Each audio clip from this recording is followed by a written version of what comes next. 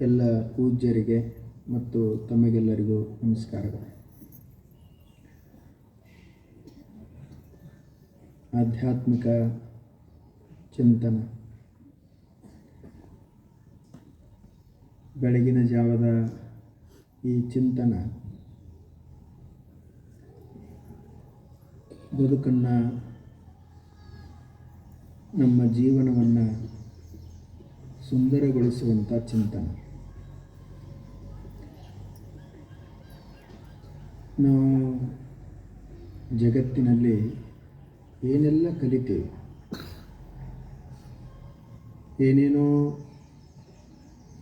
ಧ್ಯೇಯಗಳನ್ನು ಇಟ್ಕೊಳ್ತೀವಿ. ಬದುಕಿನಲ್ಲಿ ಇದನ್ನು ಸಾಧಿಸಬೇಕು, ಇದನ್ನು ಸಾಧಿಸಬೇಕು, ಹೀಗೆ ಅನೇಕ ಗುರಿಯನ್ನು ನಾವೆಲ್ಲ ಇಟ್ಕೊಳ್ತೀವಿ. ಆದರೆ ನಮಗೇನೊಂದು ಬದುಕು ಸಿಕ್ಕದಲ್ಲ, ಇದನ್ನು ಶ್ರೀಮಂತಗೊಳಿಸೋದು ಮತ್ತು ಸುಂದರಗೊಳಿಸುವುದು, ಅದನ್ನು ಕುರಿತು ಸ್ವಲ್ಪ ಆಲೋಚನೆಯನ್ನು ಮಾಡಬೇಕು. ಇದು ಬಹಳ ಅಪರೂಪದ ಬದುಕ. ಇದಕ್ಕೆ ಬೆಲೆಯನ್ನೇ ಕಟ್ಟಲಿಕ್ಕಾಗೋದಿಲ್ಲ. ಎಲ್ಲ ವಸ್ತುಗಳ ಬೆಲೆ ಈ ಬದುಕಿರುವುದರಿಂದನೇ ಅದ. ಈಗ ನಾವು ಬಂಗಾರಕ್ಕೆ ಎಷ್ಟೋ ಬೆಲೆಯನ್ನು ಕೊಡ್ತೀವಿ, ಬೆಳ್ಳಿ ಎಷ್ಟೋ ಕಿಮ್ಮತ್ತಿಂದದ. ಆ ಬೆಳ್ಳಿ ಬಂಗಾರಕ್ಕೆ ಯಾಕೆ ಬೆಲೆ ಅದ? ನಮ್ಮ ಬದುಕಿರುವುದರಿಂದ ಬೆಲೆ ಅದ. ಒಂದು ವೇಳೆ ಬದುಕೇ ಇರಲಿಲ್ಲ ಅಂದ್ರೆ, ಜೀವನವೇ ಇರ್ತಿರಲಿಲ್ಲ ಅಂದ್ರೆ, ಬಂಗಾರಕ್ಕೇನು ಬೆಲೆ, ಬೆಳ್ಳಿಗೇನು ಕಿಮ್ಮತ್ತ?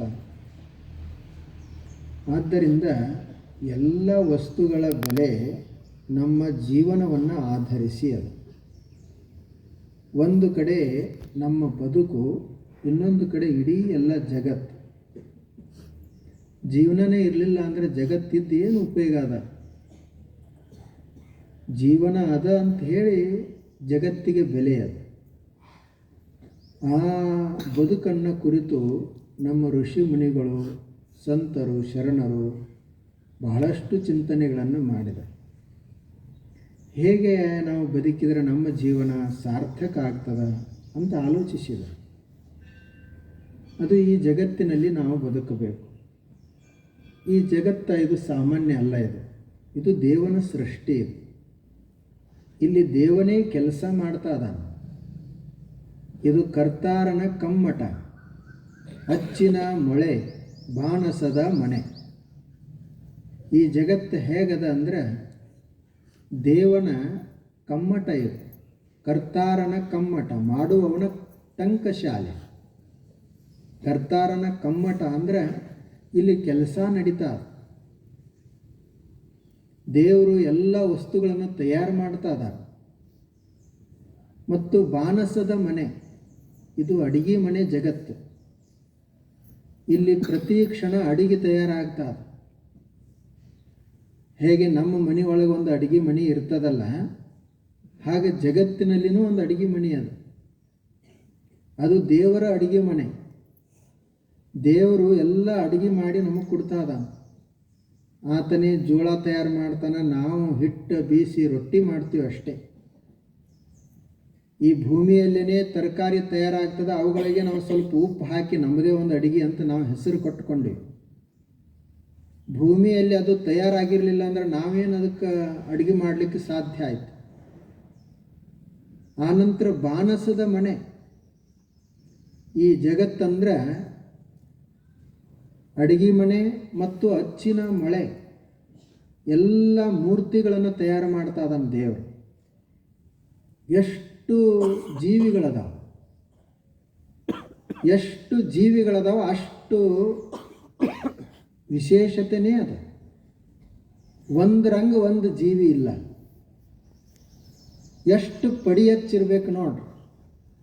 ಪಡಿಯಚ್ಚಂದ್ರೆ ಈಗ ಮೊದಲೊಂದು ಮೂರ್ತಿ ಮಾಡಿ ಅದರಾಗನೇ ಮತ್ತೆ ಹಾಕಿದ್ರು ಅಂದರೆ ಅದರಂಗ ಒಂದು ಮೂರ್ತಿ ತಯಾರಾಗ್ತದಲ್ಲ, ಹಾಗೆ ದೇವರು ಎಷ್ಟು ಮೂರ್ತಿಗಳನ್ನು ತಯಾರು ಮಾಡ್ತಾ ಇದ್ದಾನೆ.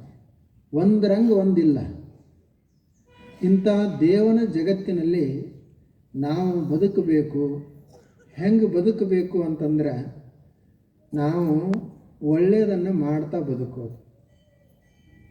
ಈ ಜಗತ್ತಿನಲ್ಲಿ ನಾವು ನೆಲೆಸಿರುವಂಥ ಈ ಭೂಮಿ ಅದಲ್ಲ ನೋಡ್ರಿ, ಅದು ಭೂಮಿ ನಾವು ಎಷ್ಟೇ ಅದಕ್ಕೆ ಕಷ್ಟ ಕೊಟ್ಟರೂ ಅದು ನಮಗೆ ಮತ್ತೆ ಒಳ್ಳೆಯದನ್ನೇ ಕೊಡ್ತದೆ. ಈಗ ನೀವು ಭೂಮಿಯಲ್ಲಿ ಜೋಳ ಬಿತ್ತೀರಿ, ಮತ್ತೇನೋ ಬಿತ್ತುತ್ತೀರಿ, ಬಿತ್ತುವಾಗ ಬೈಕೋಂತ ಬಿತ್ತರಿ ಅಥವಾ ಬಿತ್ತುವಾಗ ಹಾಡ್ತಾ ಬಿತ್ತರಿ, ಹಾಡ್ತಾ ಬಿತ್ತಿದರೂ ಅದು ಬೆಳೆಯನ್ನು ಕೊಡ್ತದೆ, ಬೈತಾ ಬಿತ್ತಿದರೂ ಕೂಡ ಬೆಳೆಯನ್ನು ಕೊಡ್ತದೆ. ನೀ ಬೈದದಿ ನಿನಗ್ಯಾಕೆ ಬೆಳೆ ಕೊಡುವುದಿಲ್ಲ ಅಂತ ಹೀಗೆ ಹೇಳುವುದಿಲ್ಲ. ಅದು ಒಂದು ಹಣ್ಣಾದ ಗಿಡದಕ್ಕೆ ಮರಕ್ಕೆ ನಾವು ಹೋದಿವಿ ಅಂದರೆ, ಒಂದು ಕೊಡ್ಲಿ ತೊಗೊಂಡು ಹೋದಿವಿ ಅಂದ್ರೂ ಗಿಡ ನಮಗೆ ಹಣ್ಣೇ ಕೊಡ್ತದೆ. ಅದಕ್ಕೊಂದಿಷ್ಟು ಒಂದು ಕೊಡ ನೀರು ಹಾಕಿ ಹಣ್ಣು ತರೋನು ಅಂತ ಹೇಳಿ ಒಬ್ಬ ಮನುಷ್ಯ ಒಂದು ಕೊಡ ತುಂಬಿಕೊಂಡು ನೀರು ತಂದು ನೀರು ಹಾಕಿದ್ರೂ ಅವನಿಗೂ ಹಣ್ಣೇ ಕೊಡ್ತದೆ. ಅದಕ್ಕೆ ಗೊತ್ತದ. ನಮ್ಮ ಕೆಲಸ ಏನು ಅಂತಂದರೆ ನಾವು ಒಳ್ಳೆಯದನ್ನು ಮಾಡುವುದು. ಜಗತ್ತಿನಲ್ಲಿ ಒಳ್ಳೆಯವರು ಒಳ್ಳೆಯದನ್ನು ಮಾಡ್ತಾ ಇದ್ದಾರಂತಲೇ ಜಗತ್ತು ನಡೆದ.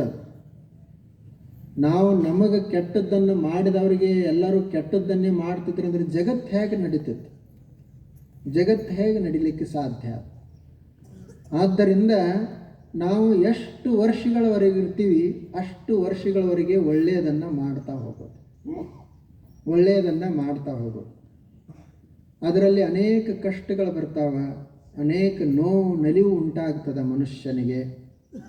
ಅವುಗಳ ಮಧ್ಯದಲ್ಲಿ ಹೆಂಗಿರಬೇಕು ಅಂದರೆ, ಪುರಾಣದಲ್ಲಿ ಒಂದು ರೂಪಕವನ್ನು ಮಾಡಿದ್ದಾರೆ. ಸಮುದ್ರ ಮಂಥನ ನಡೀತು. ಆ ಸಮುದ್ರ ಮಂಥನದೊಳಗೆ ಅಮೃತೂ ಹುಟ್ಟಿ ಬಂತು, ವಿಷಾನೂ ಹುಟ್ಟುಕೊಂಡಿತ್ತು. ಅಮೃತವನ್ನು ಎಲ್ಲರೂ ಬಯಸ್ತಿದ್ರು, ಆದರೆ ವಿಷ ಯಾರಿಗೂ ಬೇಡಾಗಿತ್ತು. ಆ ವಿಷವನ್ನು ನೀಲಕಂಠ ಮಹಾದೇವ ಕುಡಿದ. ಅದು ಇಂಥ ಭಯಾನಕ ವಿಷ ಇತ್ತು. ಆ ವಿಷವನ್ನು ಹೊರಗೆ ಹಾಕಿದ್ರೆ ಜಗತ್ತೆಲ್ಲ ನಾಶ ಆಗ್ತದೆ. ಇನ್ನು ತನ್ನ ಒಳಗಡೆ ಹೊಟ್ಟೆಯಾಗ ತೊಗೊಂಡಿದ್ದ ಅಂದರೆ ತಾನೇ ನಾಶ ಆಗಿ ಹೋಗ್ತಿದ್ದ. ಅಷ್ಟು ಭಯಾನಕ ವಿಷ ಇತ್ತು. ಅದಕ್ಕಾತ ಶಿವ ಏನು ಮಾಡಿದ ಅಂದರೆ, ಆ ವಿಷವನ್ನು ನುಂಗಿದ, ಆದರೆ ಅದನ್ನು ತನ್ನ ಒಳಗೂ ಹಾಕೊಳ್ಳಿಲ್ಲ ಮತ್ತು ಹೊರಗೂ ಚೆಲ್ಲಲಿಲ್ಲ. ಅದನ್ನು ಕಂಠದಲ್ಲಿ ಹಿಡಿದಿಟ್ಟ. ಅದಕ್ಕೆ ಶಿವನಿಗೆ ನೀಲಕಂಠ ಅಂತ ಕರೀತಾರೆ. ಹೆಂಗೆ ಸಮುದ್ರ ಮಂಥನದಲ್ಲಿ ಅಮೃತನೂ ಹುಟ್ಟುಕೊಂಡಿತ್ತು, ವಿಷಾನೂ ಹುಟ್ಟುಕೊಂಡಿತ್ತು, ಹಾಗೆ ಈ ಪ್ರಪಂಚದ ಮಂಥನದೊಳಗೆ ಅಮೃತದಂಥ ವಿಷಯಗಳೂ ಇರ್ತಾವ, ವಿಷದಂಥ ವಿಷಯಗಳೂ ಇರ್ತಾವೆ. ನಾವು ವಿಷಪೂರ್ಣವಾದಂಥ ವಿಷಯಗಳನ್ನು ಸ್ವೀಕರಿಸುವಾಗ, ನಾವು ಸ್ವೀಕರಿಸಿದ್ವಿ ಅಂದರೆ ನಮ್ಮ ಹೊಟ್ಟೆಯಾಗ ಹೋದವು ಅಂದರೆ ನಾವು ನಾಶ ಆಗ್ತೀವಿ, ನಾವು ಹಾಳಾಗ್ತೀವಿ. ಇನ್ನು ಹೊರಗೆ ಹಾಕಿದ್ವಿ ಅಂದರೆ ಸಮಾಜ ಹಾಳಾಗ್ತದೆ. ಅದಕ್ಕೆ ಏನು ಮಾಡಬೇಕು ಅಂದರೆ, ಅವುಗಳನ್ನೆಲ್ಲ ಕಂಠದಾಗ ಇಟ್ಟುಕೊಳ್ಬೇಕು. ಬರೀ ಶಿವ ಒಬ್ಬನೇ ಇಟ್ಟುಕೊಂಡಾನಂತಲ್ಲ, ನಾವು ಕಂಠದಾಗ ಇಟ್ಟುಕೋಬೇಕು. ಹೊರಗೂ ಚೆಲ್ಲಬಾರದು, ಒಳಗೂ ಹಾಕಬಾರದು. ಹಾಗೆ ಬದುಕಬೇಕಂತ ಹೇಳೇನೆ ಅದು ಪುರಾಣದಲ್ಲಿ ಒಂದು ರೂಪಕವನ್ನು ಕೊಟ್ಟಾರ, ನೀಲಕಂಠನ ರೂಪಕವನ್ನು ಕೊಟ್ಟಾರ. ಶಿವ ಕುಡಿದೋ ಬಿಟ್ಟೋ ಅದು ಆ ಬಳಿಕ.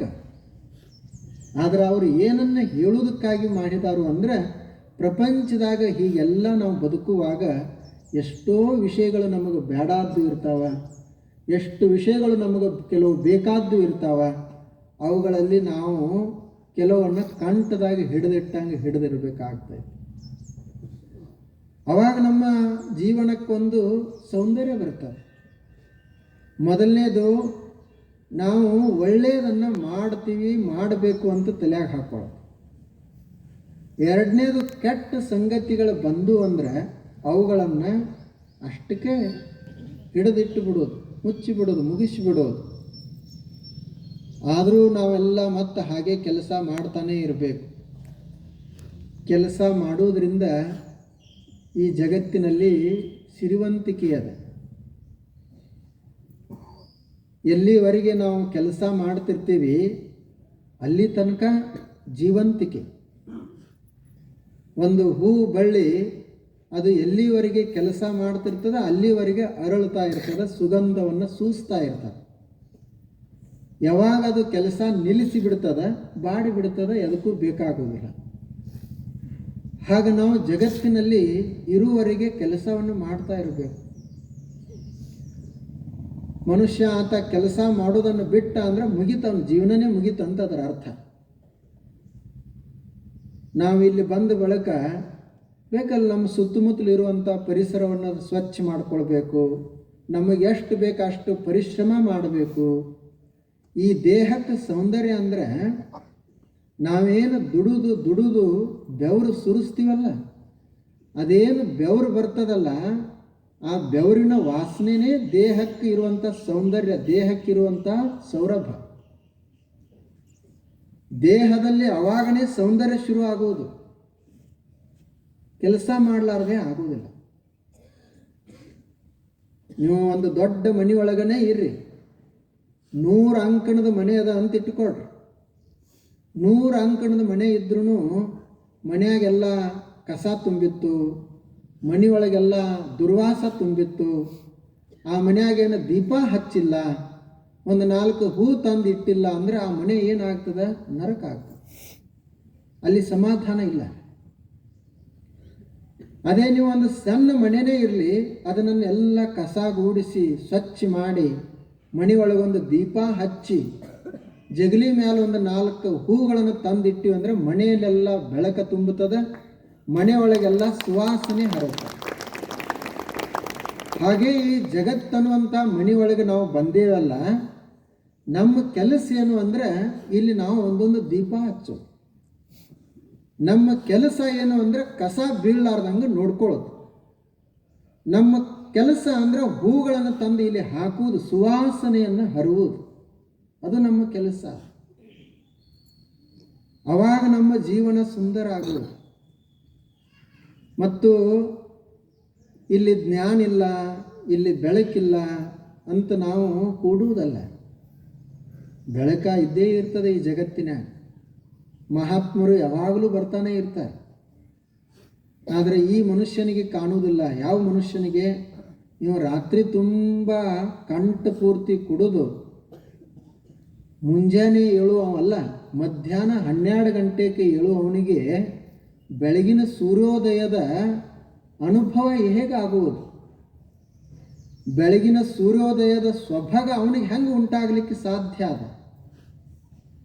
ಹಾಗೇ ರಾತ್ರಿ ಯಾವುದೋ ವಿಷಯದಲ್ಲಿ ಮುಳುಗಿ ಹೋಗಿರುವಂಥ ಮನುಷ್ಯನಿಗೆ ಹುಣ್ಣಿಮೆ ದಿವಸ ಚಂದ್ರ ಉದಿಸಿದ್ದ ಅಂದರೆ ಆ ಚಂದ್ರನ ವೈಭವ ಅವನಿಗೆ ಅನುಭವಕ್ಕೆ ಹೇಗೆ ಬರ್ತದೆ? ಹಾಗೆ ನಾವು ಈ ಜಗತ್ತಿನಾಗ ಪ್ರಪಂಚದಾಗ ಬಂದ ಬಳಿಕ ಪ್ರಪಂಚದ ನಿಶೆ ನಮ್ಮ ಒಳಗೆ ಏರಿತ್ತು ಅಂದರೆ ಜ್ಞಾನಿಗಳು ಸೂರ್ಯನಂಗೆ ಉದಿಸಿರ್ತಾರೆ, ಆದರೂ ನಮಗೆ ಕಾಣೋದನ್ನೇ ಇಲ್ಲ. ಸಂತರು ಮಹಾಂತರು ಚಂದ್ರನಂಗೆ ತಂಪು ಬೆಳಕನ್ನು ಸೂಸ್ತಾ ಇರ್ತಾರೆ, ನಮ್ಮ ಅನುಭವಕ್ಕೇ ಬರೋದಿಲ್ಲ. ಯಾಕೆ ಅಂದರೆ ನಾವು ಪ್ರಪಂಚದ ನಿಶೆ ಒಳಗೆ ಮುಳುಗಿರ್ತೀವಿ. ಪ್ರಪಂಚದೊಳಗೆ ಇನ್ನು ವಿಷಯದೊಳಗೆ ಮುಳುಗಿರುವಂಥ ಮನುಷ್ಯನಿಗೆ ಹೇಗೆ ಗೊತ್ತಾಗ್ತದೆ ಅವನು ಇಲ್ಲೆಲ್ಲಿ ಸೂರ್ಯ ಉದಯಾಗೈತಿ ಅಂತ? ಚಂದ್ರ ಅಷ್ಟು ತಂಪಿರ್ತದ. ಆ ಚಂದ್ರನ ಕುರಿತು ಎಲ್ಲ ಕವಿಗಳ ಹಾಡನ್ನು ಹಾಡ್ತಾರೆ. ಆದರೆ ಅಂಥ ಚಂದ್ರ ಎಲ್ಲಿದಾನ ಅಂತ ಇವ್ ಕೇಳ್ತಾನೆ. ಅವನಿಗೇನು ಗೊತ್ತು ಪಾಪ, ಇವು ರಾತ್ರಿ ಕಣ್ಣು ತೆಗೆದ ಆಕಾಶದಾಗ ನೋಡೇ ಇಲ್ಲ. ಮೈ ಹೊರಗೆ ಆಕಾಶದಲ್ಲಿ ತಂದು ಆ ಚಂದ್ರನ ಬೆಳಕಿನಲ್ಲಿ ಹರಿವಿಲ್ಲ. ಅವಾಗ ಹೇಗೆ ಅವನಿಗೆ ಗೊತ್ತಾಗಲಿಕ್ಕೆ ಸಾಧ್ಯ? ನಾವು ಈ ಜಗತ್ತಿನಲ್ಲಿ ಎಲ್ಲ ಇರ್ತದೆ, ಅದನ್ನು ಬಳಸಿಕೊಂಡು ನಾವು ಒಳ್ಳೆಯ ಕೆಲಸಗಳನ್ನು ಮಾಡ್ತಾ ಹಾಡ್ತಾ ನಗುತ್ತಾ ಜೀವನವನ್ನು ಸಾಗಿಸಬೇಕು. ಇದು ನಮ್ಮ ಋಷಿ ಮುನಿಗಳು ಸಂತರು ಶರಣರು ಮಾಡಿದ್ದು. ಅವ್ರು ಏನು ಮಾಡಿದರು? ಏನು ಭಾಳ ಗಳಿಸಲಿಲ್ಲ ಮತ್ತು ಗಳಿಸೋದೇನೂ ಇರಲಿಲ್ಲ. ಏನು ಗಳಿಸ್ತಿದ್ರು ಅದನ್ನು ಬಳಸಿದರು. ಗಳಿಸುವುದು ಎದಕ್ಕಂದ್ರೆ ಬಳಸುವುದಕ್ಕಾಗಿ. ನಮ್ಮ ಎಲ್ಲ ಸಂಪತ್ತಿರುವುದು ಜೀವನವನ್ನು ಸುಂದರಗೊಳಿಸಲಿಕ್ಕೆ. ಇದನ್ನು ಮರಿಬಾರದು. ಜೀವನನೇ ಇರಲಿಲ್ಲ ಅಂದರೆ ಕೋಟಿ ತೊಗೊಂಡು ಏನು ಮಾಡೋದು? ನಾವೆಲ್ಲ ಹಿಂದೆ ಮಹಾರಾಜರು ಅವರು ಇವರು ಎಲ್ಲ ಕಥೆಗಳನ್ನು ಕೇಳ್ತೀವಲ್ಲ. ಅವರೆಲ್ಲರೂ ಗಳಿಸಿದರು, ಮಾಡಿದರು, ಹೋರಾಟ ಮಾಡಿದರು, ಆಳಿದರು, ಕೊನೆಗೊಂದು ದಿವಸ ಖಾಲಿ ಕೈಯಿಂದ ಹೋದರು. ಜೀವನ ಎಲ್ಲ ಇಡೀ ಹೋರಾಟನೇ ಆಯಿತು. ಆ ಜೀವನದಲ್ಲಿ ಏನು ಸೌಖ್ಯ ಅನುಭವಿಸುವುದು? ಆದ್ದರಿಂದ ನಾವು ಸ್ವಲ್ಪ ಆಲೋಚನೆಯನ್ನು ಮಾಡಬೇಕು. ಒಂದೊಂದು ಸಲ ಏನಾಗ್ತದಂದ್ರೆ ಮನುಷ್ಯನಿಗೆ ಸತ್ಯ ರುಚಿಸುವುದಿಲ್ಲ. ದಕ್ಷಿಣ ಆಫ್ರಿಕಾದಲ್ಲಿ ಒಂದು ಹಳ್ಳಿತ್ತಂತ, ಹಿಂದೆ ಬಹಳ ವರ್ಷಗಳ ಹಿಂದೆ ಅದು ನಡೆದಂಥ ಘಟನೆ. ಅದು ಒಂದು ಸಣ್ಣ ಹಳ್ಳಿ, ಒಂದು 300-400 ಜನಸಂಖ್ಯೆ ಇರಬೇಕು. ಆ ಹಳ್ಳಿಯೊಳಗೆ ಎಷ್ಟು ಜನರಿದ್ದರೂ ಎಲ್ಲರೂ ಕುರುಡ್ರೆ ಇದ್ರಂತ. ಯಾರಿಗೂ ಕಣ್ಣು ಕಾಣ್ತಿದ್ದಿಲ್ಲ, ಎಲ್ಲರೂ ಕುರುಡ್ರೆ. ಅವರು ಎಲ್ಲ ಏನು ತಿಳ್ಕೊಂಡಿದ್ರು ಅಂದರೆ ಇದು ನಮ್ಮ ಊರನ್ನೇ ಎಲ್ಲರೂ ಕುರುಡ್ರಂತ ತಿಳ್ಕೊಂಡಿದ್ರು. ಮುಂದೆ ಒಂದು ದಿವಸ ಬಹಳ ವರ್ಷಗಳ ನಂತರ ಆ ಊರಿನಲ್ಲಿ ಒಬ್ಬ ಹೆಣ್ಣುಮಗಳು ಹುಟ್ಟಿದಳು. ಆ ಸಣ್ಣ ಮಗು ಬೆಳೀತು, ಸ್ವಲ್ಪ ದೊಡ್ಡವಳಾದಳು. ಆಕೆಗೆ ಕಣ್ಣು ಕಾಣುತ್ತಿದ್ದು. ಆಕೆ ಸ್ವಲ್ಪ ವಯಸ್ಸಿಗೆ ಬಂದ ನಂತರ ಎಲ್ಲರನ್ನೂ ನೋಡ್ತಾರ, ಎಲ್ಲರೂ ಕುರುಡ್ರೆ. ಆಕೆ ಒಬ್ಬಕ್ಕಿಗೆ ಕಣ್ಣು ಕಾಣ್ತಿದ್ದು.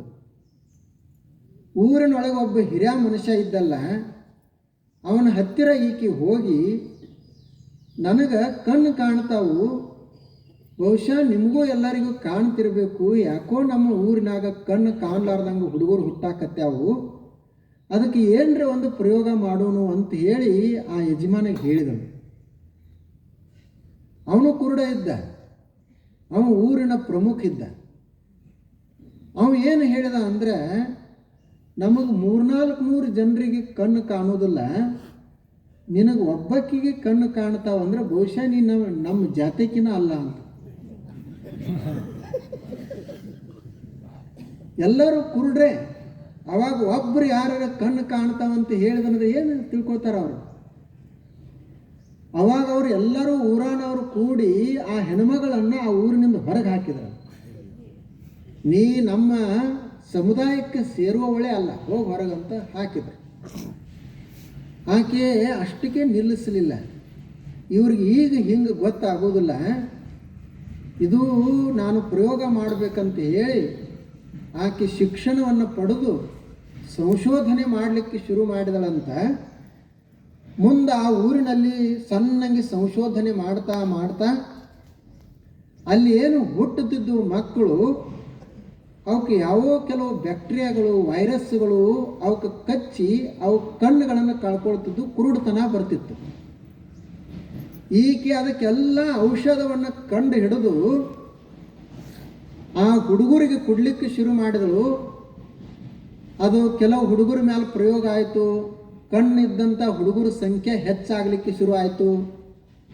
3 ಜನ ಆದರು, 10 ಜನ ಆದರು, ಅವರು ಒಂದು 100 ಜನ ಆದರು ಕಣ್ಣು ಕಾಣೋರು. ಅವಾಗ ಮತ್ತೆ ಹೋಗಿ ಆ ಹಿರಿಯ ಮನುಷ್ಯ ಇದ್ದಲ್ಲ ಅವನಿಗೆ ಹೇಳಿದಳು, ನೋಡು, ಕಣ್ಣ ನಾವು ಕುರುಡ್ರಾಗಿರೋದು ಹುಟ್ಟಾನೇ ನಾವು ಏನು ಕುರುಡ್ರಲ್ಲ, ನಾವು ಕಣ್ಣಿದ್ದೇ ಹುಟ್ಟುತ್ತಾ ಇದ್ದೇವೆ. ಆದರೆ ಹುಟ್ಟಿದ ತಕ್ಷಣ ಏನೋ ಕೆಲವು ರೋಗಾಣುಗಳು ನಮಗೆ ಕಚ್ಚಿ ನಮ್ಮ ಕಣ್ಣನ್ನು ನಾಶ ಮಾಡ್ತಾ ಇದ್ದಾವೆ. ಅದಕ್ಕೆ ನಾನು ಔಷಧಿ ಕಣ್ಣು ಹಿಡ್ದನಿ, ಈಗೆಲ್ಲ ಬದಲಾವಣೆ ಆಗಾಕತ್ತೈತಿ ಅಂತಂದಳು. ಅವಾಗ ಯಜಮಾನ, ಹೌದು ನಮಗೂ ಇದು ಒಪ್ಪಿಗೆ ಆಯಿತು ಅಂತ ಒಪ್ಪಿಕೊಂಡಂತ. ಇದು ಕಥೆ ಎದಕ್ಕಂದ್ರೆ ಒಬ್ಬ ಶಾಯರಿ ಬರಿತಾನ. ಏನು ಅಂದ್ರೆ, ಮಜಾ ದೇಖಾ ಮಿಯಾ ಸಚ್ ಬೋಲ್ನೆ ಕಿ, ಇದರ ತೂ ಹೈ ಉದರ್ ಕೋಯಿ ನಹಿ ಹೈ. ನಾನು ಸತ್ಯವನ್ನು ಹೇಳಲಿಕ್ಕೆ ಪ್ರಯತ್ನ ಮಾಡಿದೆ, ಆವಾಗ ಯಾರೂ ನನ್ನ ಜೊತೆಗೆ ಬರಲಿಲ್ಲ, ಸುಳ್ಳಿನ ಜೊತೆಗೇನೆ ಎಲ್ಲ ಜನ ಕೂಡಿರ್ತಾರ ಅಂತ ಅವ ಹೇಳಿದ. ಆದರೆ ಯಾವಾಗ ನಮ್ಮ ಸತ್ಯ ಅದು ಸತ್ಯ ಅಂತ ಅನಿಸ್ತದಂದ್ರೆ, ಸತ್ಯ ಹೇಳೋರ ಸಂಖ್ಯೆ ಹೆಚ್ಚಾದಾಗ ಸತ್ಯ ಬರ್ತದೆ. ಈಗ ನಿಮ್ಮ ಊರಾಗ ಎಲ್ಲರೂ ಕುಡುಕರ ಇದ್ರು ಅಂದರೆ, ನಾ ಇಲ್ಲಿ ಬಂದು ಕುಡಿಬಾರ್ದು, ಕುಡಿಯೋದ್ರಿಂದ ಹಾನಿ ಆಗ್ತದೆ, ನೀವೆಲ್ಲ ಆರೋಗ್ಯವನ್ನು ಕಳ್ಕೊಳ್ತೀರಿ ಅಂತ ಹೇಳಿದರೆ ಅವ್ರು ನಾವು ಕುಡ್ದು ಆರಾಮದೀವಲ್ಲ ಅಂತಾರೆ. ಇಷ್ಟು ಜನ ನಾವು ಕುಡ್ದು ಆರಾಮಿಲ್ಲ ಏನು ಅಂತಾರೆ. ನಿಮಗೆ ಸರಿಯಾಗಿ ತಿಳಿದಿಲ್ಲ ಅಂತಾರೆ. ನಾವು ಕುಡ್ದೆ ಇಷ್ಟು ವರ್ಷ, ನಮ್ಮ ತಂದೆ ಕುಡ್ದ, ನಮ್ಮ ಮುತ್ಯ ಕುಡ್ದ, ನಾವು ಕುಡಿಯಾಕತ್ತೇವಿ, ಯಾರ್ದೂ ಆರೋಗ್ಯ ಕೆಟ್ಟಿಲ್ಲ. ಮತ್ತು ನೀವೊಬ್ಬ ಮನುಷ್ಯ ಹೇಳ್ತಿ ಅಂದರೆ ಬಹುಶಃ ನೀ ನಮ್ಮ ಜಾತ್ಯವಲ್ಲ, ಹೋಗಂತ ಹೊರಗೆ. ಇದು ನಮ್ಮ ಅಂದರೆ ಇಲ್ಲಿ ನಾವು ಕುಡಿಯೋರು. ಇನ್ನು ಯಾವಾಗಿದು ಆಗ್ತೈತಿ ಅಂದರೆ ಕುಡಿಲಾರ್ದವ್ರ ಸಂಖ್ಯೆ ಹೆಚ್ಚಾದಾಗ ನಾವು ಕುಡಿದ್ರೆ ಆರೋಗ್ಯ ಹಾಳಾಗ್ತೈತಿ ಅಂತ ಹೇಳಿದಾಗ ಅವಾಗ ಕೇಳ್ತಾರೆ. ಎಲ್ಲರೂ ಸುಳ್ಳು ಹೇಳುವಾಗ, ಎಲ್ಲರೂ ವಂಚನೆ ಮೋಸ ಮಾಡುವಾಗ, ಇಲ್ಲ ಮೋಸ ಮಾಡಬಾರ್ದು, ಮೋಸ ಮಾಡಿದ್ರೆ, ಸುಳ್ಳು ಹೇಳಿದ್ರೆ, ವಂಚನೆ ಮಾಡಿದ್ರೆ ನಮಗೆ ಹಾನಿ ಆಗ್ತೈತಿ ಅಂತ ಯಾರು ಒಬ್ಬ ಮನುಷ್ಯ ಹೇಳಿದಂದ್ರೆ ಮತ್ತು ನಾವೆಲ್ಲರೂ ಏನು ಮಾಡಾಕತ್ತೀವಿ ಅಂತ.